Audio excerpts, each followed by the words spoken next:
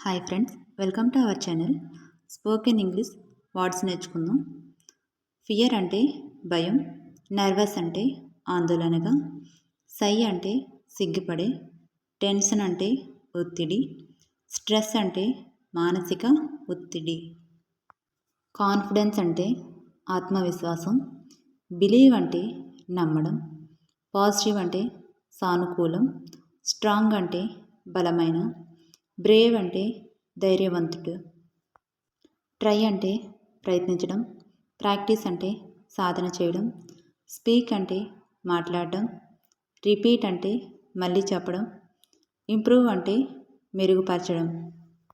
Think అంటే ఆలోచించడం, focus అంటే దృష్టి పెట్టడం, కామ్ అంటే ప్రశాంతంగా,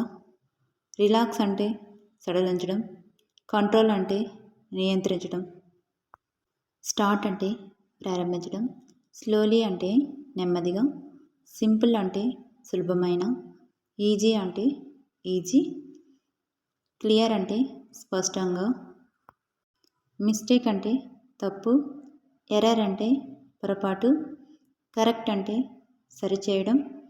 లెర్న్ అంటే నేర్చుకోవడం, యాక్సెప్ట్ అంటే అంగీకరించడం, డైలీ అంటే ప్రతిరోజు, రెగ్యులర్ అంటే క్రమంగా, హ్యాబిట్ అంటే అలవాటు, రొటీన్ అంటే రోజువారీ విధానం, టైం అంటే సమయం, మైసెల్ఫ్ అంటే నేనే, అలోన్ అంటే ఒంటరిగా, మిర్రర్ అంటే అద్దం, వాయిస్ అంటే స్వరం, సౌండ్ అంటే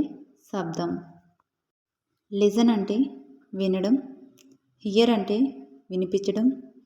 అండర్స్టాండ్ అంటే అర్థం చేసుకోవడం, ఫాలో అంటే అనుసరించడం, కాపీ అన్న అనుసరించడం, వర్డ్స్ అంటే పదాలు, సెంటెన్సెస్ అంటే వాక్యాలు,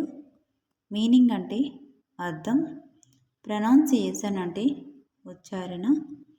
యాక్సెంట్ అంటే యాస, ఇగ్నోర్ అంటే పట్టించుకోకపోవడం, ఫర్గెట్ అంటే మర్చిపోవడం, ఫేస్ అంటే ఎదుర్కోవడం, ఫైట్ అంటే పోరాడడం, ఓవర్కమ్ అంటే జయించడం, మోటివేషన్ అంటే ప్రేరణ, గోల్ అంటే లక్ష్యం, డ్రీమ్ అంటే కళ, సక్సెస్ అంటే విజయం, గ్రోత్ అంటే అభివృద్ధి, రెడీ అంటే సిద్ధంగా, షూర్ అంటే ఖచ్చితంగా, ప్రౌడ్ అంటే గర్వంగా, స్మైల్ అంటే చిరునవ్వు, ఎనర్జీ అంటే శక్తి, పీపుల్ అంటే ప్రజలు, ఫ్రెండ్స్ అంటే స్నేహితులు, టాక్ అంటే మాట్లాడడం, షేర్ అంటే పంచుకోవడం, ఎక్స్ప్రెస్ అంటే వ్యక్తపరచడం, హోమ్ అంటే ఇల్లు, ఆఫీస్ అంటే కార్యాలయం, స్కూల్ అంటే పాఠశాల, ఆన్లైన్ అంటే ఆన్లైన్, ఫోన్ అంటే ఫోన్, కంటిన్యూ అంటే కొనసాగించడం, నెవర్ స్టాప్ అంటే ఎప్పుడు ఆపకూడదు, డైలీ ప్రాక్టీస్ అంటే రోజు సాధన,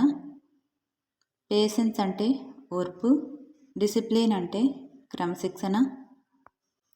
ఇమాజిన్ అంటే ఊహించుకోవడం, విజువలైజ్ అంటే మనసులో చూడడం, థింక్ ఇంగ్లీష్ అంటే ఇంగ్లీష్లో ఆలోచించడం, ఫీల్ ఫ్రీ అంటే స్వేచ్ఛగా అనిపించడం, ఎంజాయ్ అంటే ఆనందించడం,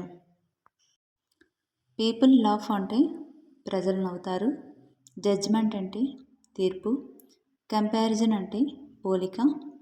ప్రెషర్ అంటే ఒత్తిడి, ఎక్స్పెక్టేషన్ అంటే ఆశ, సొల్యూషన్ అంటే పరిష్కారం, మెథడ్ అంటే విధానం, ట్రిక్ అంటే చిట్కా, టిప్ అంటే సూచన, ఫార్ములా అంటే సూత్రం, యూ కెన్ అంటే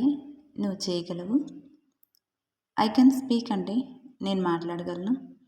నో ఫియర్ అంటే భయం లేదు, ప్రాక్టీస్ మేక్స్ పర్ఫెక్ట్ అంటే సాధనతోనే పరిపూర్ణత, స్టార్ట్ టుడే అంటే ఈరోజే ప్రారంభించు.